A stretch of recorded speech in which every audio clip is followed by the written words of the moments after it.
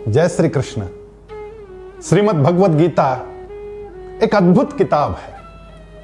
यह ऐसा ग्रंथ जो हमें व्यवस्थापन सिखाता है, क्योंकि मैनेजमेंट का आरंभ स्वयं के व्यवस्थापन से होता है।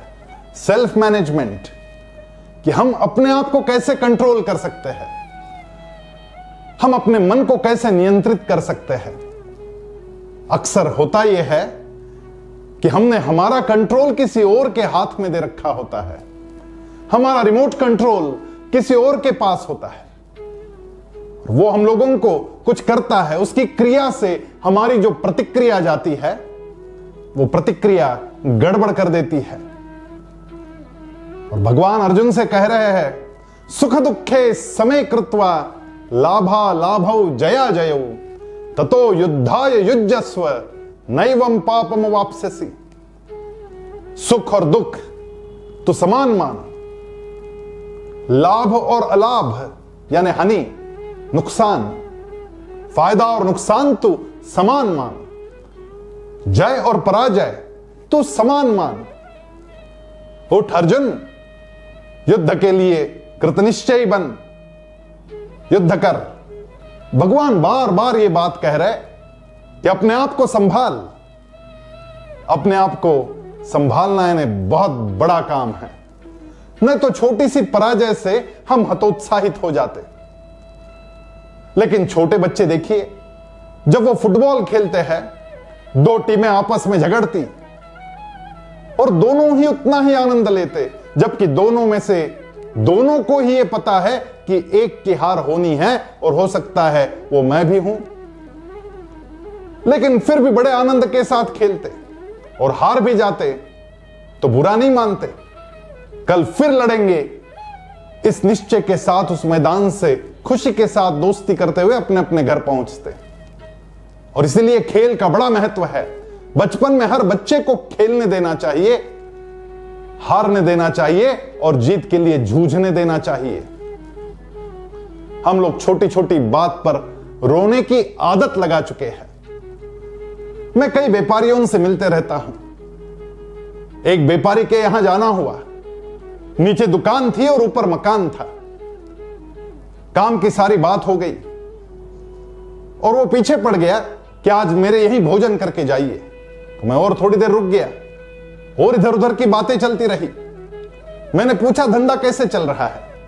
उसने कहा, बड़ा मंदा चल रहा है, बहुत स्लैक है, बहुत गड़बड़ हो चुकी।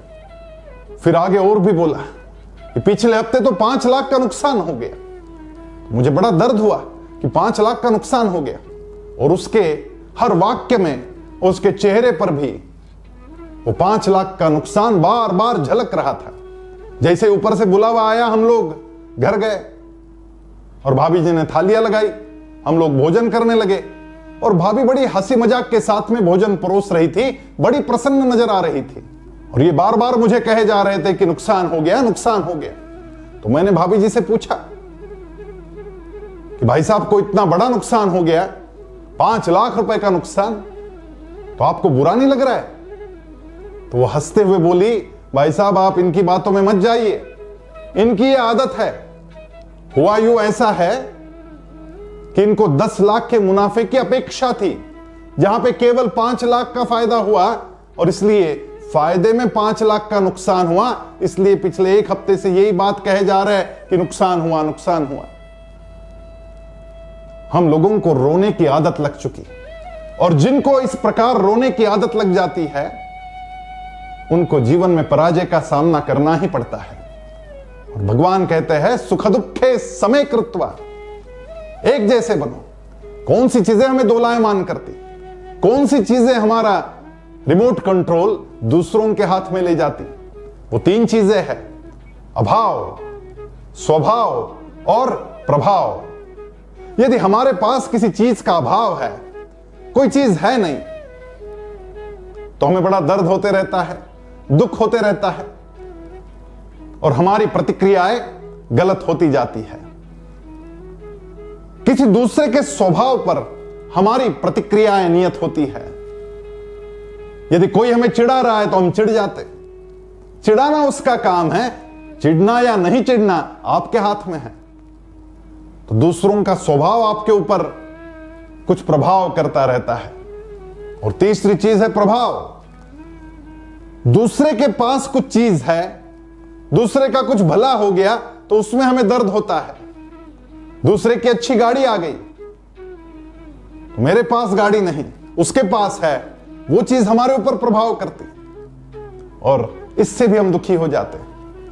भगवान कह रहे कि अभाव, स्वभाव और प्रभाव, इन तीनों चीजों से यदि बाहर निकलना है तो इसका एक इलाज है, वो है समभाव।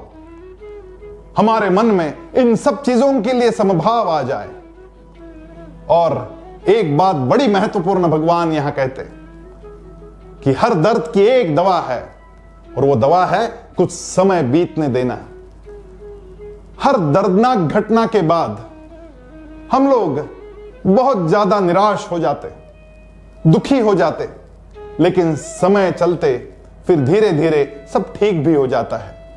यदि हमें यह पता है कि समय चलते सब ठीक होना है तो उस क्षण हमारी जो प्रतिक्रियाएं हैं, क्या हम उन्हें संयत नहीं कर सकते? क्या उन पर हम कंट्रोल नहीं कर सकते? और भगवान समभाव का बड़ा महत्व भगवत गीता में बार बार समझाते रहते हैं। आइए इस समभाव को समझे, हमारे जीवन में उसको अंगीकृत करें और आगे बढ़े। जय श्री कृष्ण।